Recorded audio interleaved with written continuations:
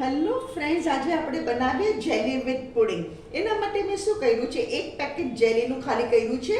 અહીંયા ગરમ પાણી અડધો લીટર, ધેટ ઇઝ 3 કપ્સ. આપણો સ્ટેન્ડર્ડ કપ 3 કપ ગરમ પાણી કરવા મૂક્યું હતું. એને ગેસ બંધ કરું છું, ગરમ પાણી થઈ ગયું. આ જેલીનું પેકેટ છે, એની સાથે આ પાઉચ આવેલું એ આપણે આમાં નાખી દેવાનું. તમે કોઈ બી કંપનીની જેલી લઈ શકો છો, જે તમને મળે. અને એના પર ઇન્સ્ટ્રક્શન્સ વાંચી લેવાની. આ પાઉચ આમાં નાખી દેવાનું, આની સાથે જ આવેલું. હવે શું કરવાનું, આપણે આ ગરમ પાણી છે, આ ગરમ પાણી છે. મેં અહીંયા 3 કપ્સ વોર્મ વોટર કરેલું, ગરમ કરેલું, વોર્મ નહીં, બોઇલ કર્યું આ પાણીને મેં. એ આમાં આપણે નાખી દઈએ.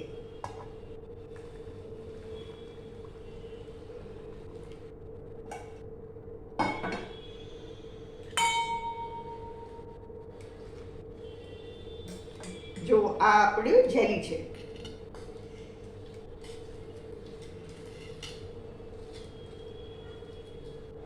બીજું મેં શું કર્યું હતું, અહીંયા 3 વાડકા છે. એને મેં એકદમ થોડું ઘી, આપણે આંગળી બોલીને એવી રીતે ઘી ચારે બાજુ એક જ વાર બોલીને 3 વાડકામાં મેં આવી રીતે ઘી ચારે બાજુ લગાવી દીધું છે. અને વાડકા થોડા ભીના રાખેલા. હવે આને આપણે બરાબર મિક્સ કરીએ અને આ આપણે વાડકામાં નાખી દઈએ. આપણે જેલી વિથ વેનીલા કસ્ટર્ડ બનાવીએ છીએ. વેનીલા કસ્ટર્ડ સોસની મેં ઓલરેડી રેસીપી આપી દીધી છે.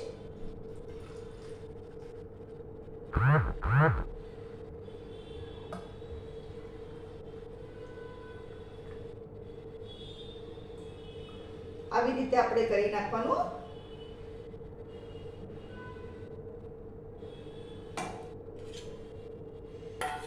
જરા નીચે બેસી ગયો તો એને ફરી રીતે હલાવી દેવાનું.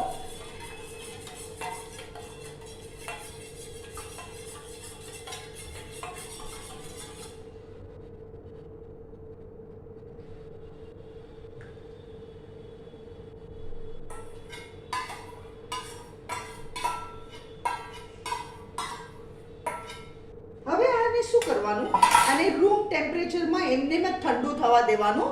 અને પછી આને ફ્રીઝરમાં નીચે મૂકીને આને રહેવા દેવાનું. ઠંડી ખાવાની, આને રૂમ ટેમ્પરેચરમાં ઠંડુ કરવાનું, પછી ફ્રીઝમાં મૂકીને ઠંડી કરીને ખાવાની. હવે આગળની પ્રોસિજર હું તમને આ થઈ જાય એટલે કહું.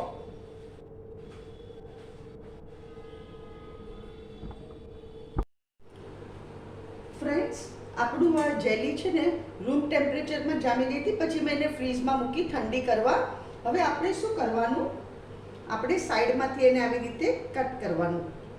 આઈ મીન આમ ધારથી એને સાઈડમાંથી આપણે કરી નાખવાનું.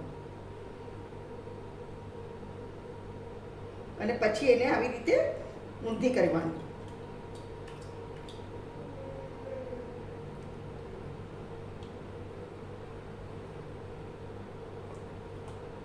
આ જુઓ આપણી જેલી છે. આ આપણી જેલી છે. હવે આ છે ને કસ્ટર્ડ પુડિંગ મેં શું કર્યું છે, અડધો લીટર દૂધ, એમાં 5 ટેબલસ્પૂન સુગર, સાકર અને 1.5 ટેબલસ્પૂન વેનીલા કસ્ટર્ડ પાવડરને મેં પાણીમાં પેસ્ટ બનાવી એની. અને ઉભરો આવ્યો ને દૂધમાં એટલે મેં એ પેસ્ટ નાખી દીધી. આની મેં રેસીપી મારી ચેનલ પર આપી છે. આ વેનીલા કસ્ટર્ડ પુડિંગ આપણે આના પર રેડવાનું. આ બહુ જ ટેસ્ટી લાગે, ડેઝર્ટમાં બહુ જ ટેસ્ટી લાગે.